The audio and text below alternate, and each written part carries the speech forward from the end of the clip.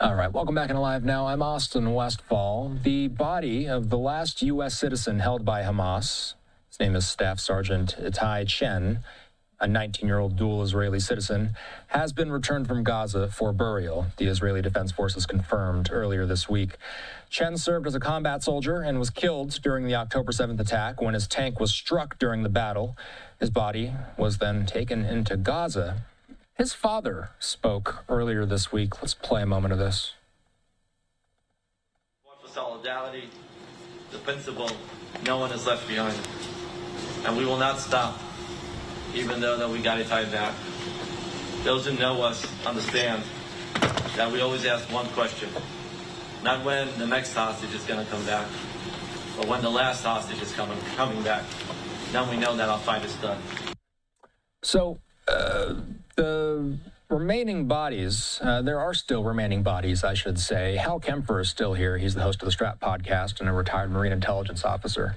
As long as there are still bodies that have not been returned from Gaza, does that technically mean that phase one is not complete?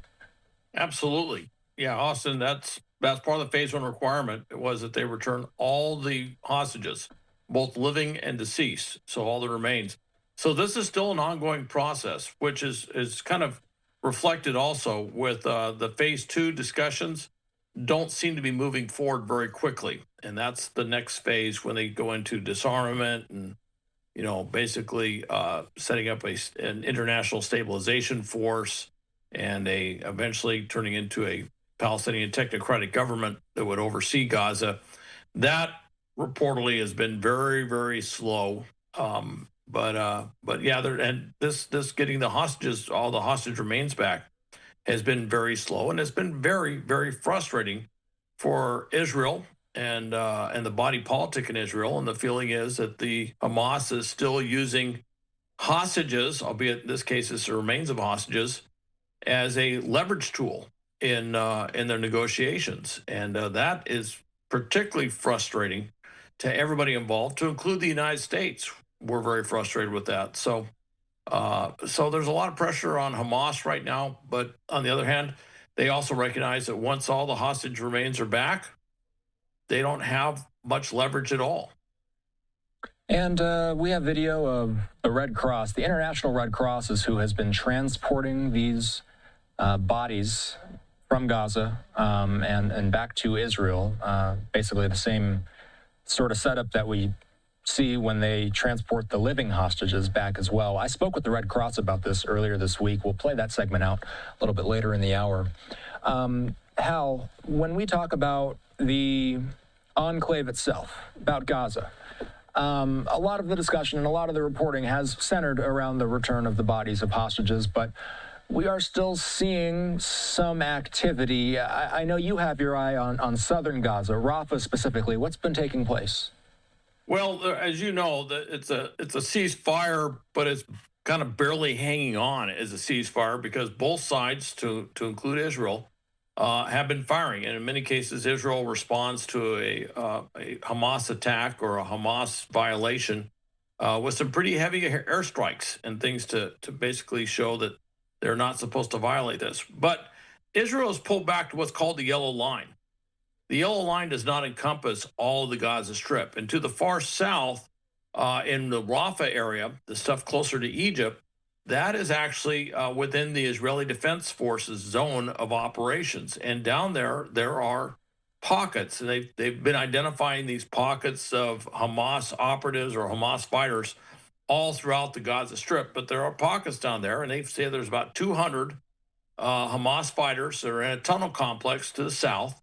And they've been trying to work out a way that they can have them come out, disarm, and then destroy that complex. And there's been talk about working with other countries. Turkey, interestingly, is one of the other countries, not thrilling Israel because Turkey just put out that arrest warrant, if you will, or put out that warrant basically saying that, Bibi Netanyahu and about 24 other Israeli officials are violated, are guilty of war crimes. So, but there's talk about getting them out, getting them disarmed, and then potentially repatriating them, if you will, to the Hamas-controlled sector that's within yellow on the other side of the yellow borderline. And they're saying if they can figure out how to do this, despite a lot of political opposition within Israel to this happening, that it might present a model to how they could go through and do the phase 2 part of disarming Hamas as well. So a lot of attention is being put on this. And then, of course, they want to destroy the underground tunnel complex. And that tunnel complex, even with everything that's been done, is still enormous. It is huge. And there's a lot of work to be done there. So one facet of this that also made headlines this week is aid going into Gaza. Do I have it right that the U.S. has somewhat taken command of aid distribution within the enclave? And if so, what does that mean for the future of aid distribution to the millions of people within Gaza? Well, to clarify, the U.S. does not have, quote, boots on the ground in Gaza. But what they do have is we have set up, and we did it very quickly under U.S. Central Command, a Civil Military Coordination Center, CMCC. As you know, I actually train other countries on how to set things like this up. So we're very, very good at it. I think we're probably the best in the world at doing stuff like this. And that is taking the role, the coordination role. I hate to use the term command and control because it is a coordination thing, but it looks a lot like command and control. But the role of setting up and managing that aid distribution, that aid influx going into the Gaza Strip, we're taking that over from Israel. Obviously, from a Hamas perspective, and for a lot of Palestinians, and even from other parts of the international community, they don't have a lot of trust and confidence in how Israel does this, so they're turning it over to the U.S. to do this part.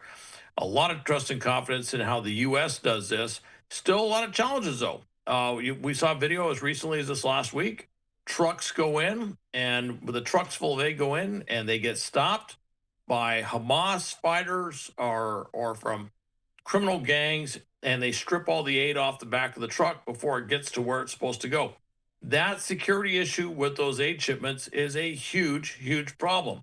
So when we talk about getting that aid to those 2 million people that need it, it's more than just the intent to do so. It's the physical capability to get that aid from outside the Gaza Strip or outside that yellow zone or that yellow line to those who need it within the Gaza Strip across the board. And the U.S. is going to be working on that, but it is not going to be easy to do, and that's a security issue, and we're not putting our own boots on the ground, so we're going to have to coordinate who would provide security to do so. And when you provide security to do so, that means you are also anticipating that there may be some fighting that goes on with that, because when they go in there and want to steal that aid, they are heavily armed and they are willing to use those arms. So if there's security forces designed to protect it, the chance of there being some battles to protect the aid going in is more likely than not. Hal Kempfer is the host of the Strat podcast, as always, being very generous with his time on a Saturday. We covered a lot today, and you cover even more on the Strat podcast. I know an episode just came out. What's the latest on Strat?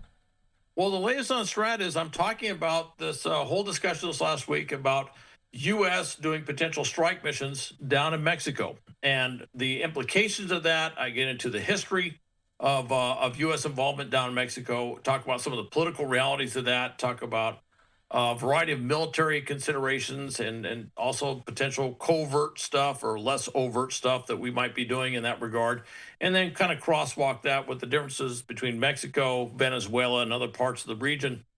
And so it's if you're ever curious about that, this is a chance to take a little bit of a deeper dive, if you will, to try and understand the various issues and topics involved. Thanks. And you can listen to the Strat podcast anywhere podcasts are available. Thanks, Hal. Have a good rest of your weekend. All right. You too, Austin. All right. The time in the nation.